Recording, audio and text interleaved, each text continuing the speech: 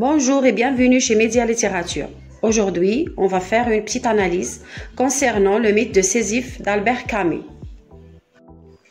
Le mythe de Sisyphe. Le mythe de Sisyphe est un essai philosophique d'Albert Camus, publié en 1942. Il fait partie du cycle de l'absurde. Pour Camus, Sisyphe est le héros ultime de l'absurde. Il a été condamné pour avoir défié les dieux et combattu la mort. Les dieux ont pensé qu'ils avaient trouvé une forme parfaite de torture pour Sisyphe, qui attendait l'impossible que la pierre reste au sommet de la montagne. Le mythe de Sisyphe selon Camus. Camus envisage Sisyphe comme un héros qui se rebelle contre les bois et qui endosse la responsabilité de son acte. Au lieu de maudire les dieux, Sisyphe décide de vivre son châtiment en toute conscience. Par ce choix, Sisyphe s'affranchit les dieux et devient libre de vivre la destinée qu'il s'y choisit.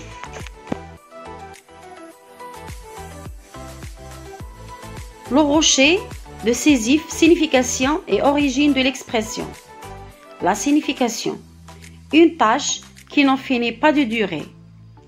Origine: empruntée à la mythologie grecque, l'expression le rocher de Sisyphe est une métaphore qui symbolise une tâche interminable.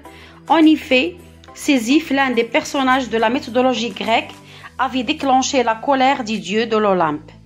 En guise de châtiment, ces derniers le condamnèrent à grimper au sommet d'une montagne en faisant rouler un immense rocher. Cependant, une fois au sommet, Sisyphe n'avait pas assez de place pour y bloquer son rocher, qui redescendait aussitôt, obligeant Sisyphe à le remonter encore. Les grandes subdivisions de l'ouvrage. L'essai intitulé Le mythe de Sisyphe, écrit par Albert Camus, comporte 4 grandes subdivisions qui abordent toute l'absurde. Le premier chapitre évoque sa définition selon ce héros légendaire. Le second porte sur les différentes formes qu'il peut prendre. Le troisième parle de sa naissance.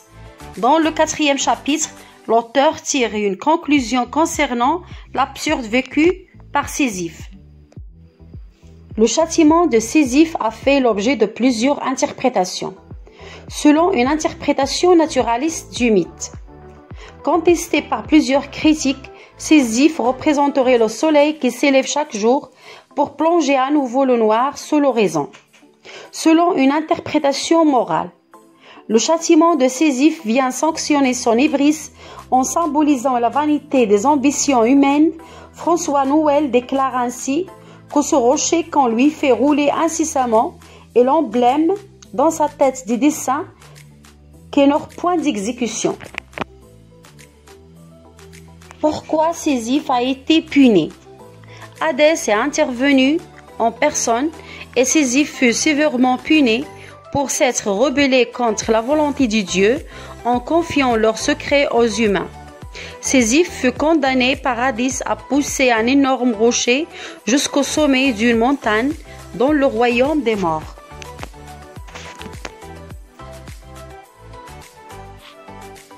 Qui est le supplice de Sisyphe?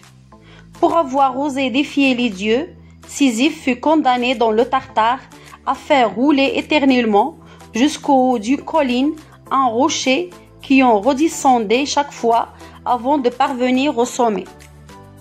Ma vidéo tient à sa fin. J'espère que ce travail vous a plu.